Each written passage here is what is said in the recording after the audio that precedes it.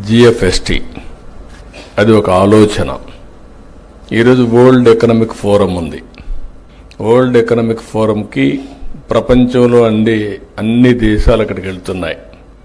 అక్కడికి వెళ్ళినప్పుడు networking, knowledge sharing, అదే సమయంలో ఒకరినొకరు పరిచయాలు చేసుకోవడం కాకుండా ఎంఓయూలు చేసుకోవడం, ఇలాంటి అనేక కార్యక్రమాలు జరుగుతాయి.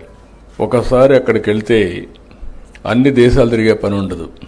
మనం ఎవరిని కావాలంటే వాళ్ళని కలిసి మన బిజినెస్ ఒకసారి రెన్యూ చేసుకొని కొత్త విషయాలు నేర్చుకుని మనం వస్తూ ఉంటాం.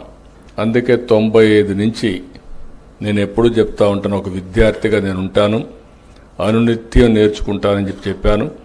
అదేవిధంగా ప్రతి సంవత్సరం కూడా వెళ్తాను. ఈ సంవత్సరం కూడా మళ్ళీ వెళ్ళొచ్చాను. దానివల్ల అనేక విషయాల్ని రెన్యూ చేసుకునే అవకాశం వస్తుంది.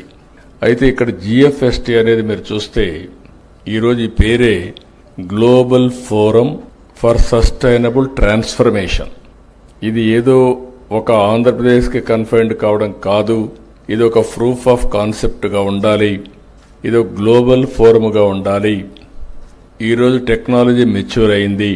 దీన్ని ఏ విధంగా ఆలోచించాలో ఆలోచించి ఒక 5-6 సంవత్సరాల కంటే ముందు ఈ ఆర్గనైజేషన్ స్టార్ట్ చేశాం. ఇక్కడ డబ్బులు ముఖ్యం కాదు. Technology is available now.